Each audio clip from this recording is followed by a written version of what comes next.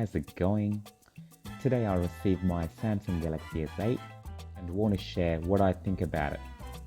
When it comes to a smartphone, I care about a few things. How the phone looks, the design, and the display, because I'm going to be looking at the screen every day. The battery life of the phone. First of all, let's start with the design. It's just beautiful. It's a 5.8-inch screen in a small phone. It is the same size or a bit bigger than an S7. I know that LG G6 had an edge-to-edge display, but G6 uses a slower processor.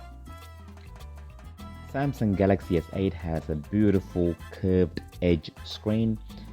It's AMOLED and currently best in the market. Once you're used to the AMOLED display, you cannot go back to an IPS panel or an LCD screen or whatever it is. Sony Z5 Premium had a similar fantastic display, but not as good as this. Screens are crisp, sharp, and so beautiful to look at. You can look at the screen in direct sunlight and you have no issues. If you're watching like YouTube videos, movies, you have no problems at all. The other key thing that I care about is the battery life of a phone. After the Note 7 battery exploding drama, Samsung is not pushing the limits anymore. S7 Edge last year had a fantastic battery life. However, this time they're trying to take it easy and have included 3000 mAh battery compared to 3600 mAh last year. The thought process to include a smaller battery comes down to the processor. They believe that this is an efficient processor and therefore it will last all day. When I used it today, it was doing quite well and I haven't drained the battery yet. In terms of camera, on paper it looks same as the S7 camera. However, they have introduced a new sensor and post-processing is just fantastic. So I played around with it this afternoon. It's beautiful. It's a good performer in low light. Samsung has, however, improved the selfie cam, which is the front camera, for the people who love to take selfies. In my opinion, waterproofing is number one. I love it. I think it's very practical. I know that not every day is Christmas, and therefore, if you have a kid, they're going to spill water or coffee or something over your phone, and you just want to wash it up or wipe it up, and you're good to go. And S8 is IP68 waterproofed, so you can take it for a swim or take photos on a rainy day, and you have no issues with it. So they are the key features. On top of what I've just talked about, there are other cool things like the TouchWiz. I love the TouchWiz. I'm happy with the way Samsung is customizing TouchWiz. Well, some of the phones lag after a while and they don't age gracefully. So when I say that, 6 months down the track or 1 year down the track, your phone slows down, it will be laggy and whatnot. So Samsung needs to do something about this. If they can design the perfect phone, perfect hardware, they need to get the software right as well. For example, Google Pixel.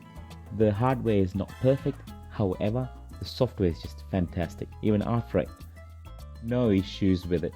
I just love the way the phone operates. Also, Samsung does not provide operating system updates often enough. I would like to see Samsung upgrading their firmware often enough, not just security patches. A lot of people on the net did not like the fingerprint scanner. For me, fingerprint scanner is not a problem at all because I don't even care about it. The facial recognition, which is fantastic, it's so quick. I don't know what they've done. Maybe they're using wide angle lenses, but it works so perfectly every time. If it is a dark room, I'm happy to use a pattern or a pin or whatever to make it work. Even though I love this phone, I believe that these curved screens, they look fantastic, they look futuristic.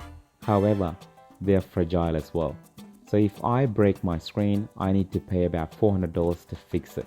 Samsung, you need to do something about it. I know that you're using Gorilla Glass 5, but still screens are easy to break. One of the underrated features in this phone is Bluetooth 5.0.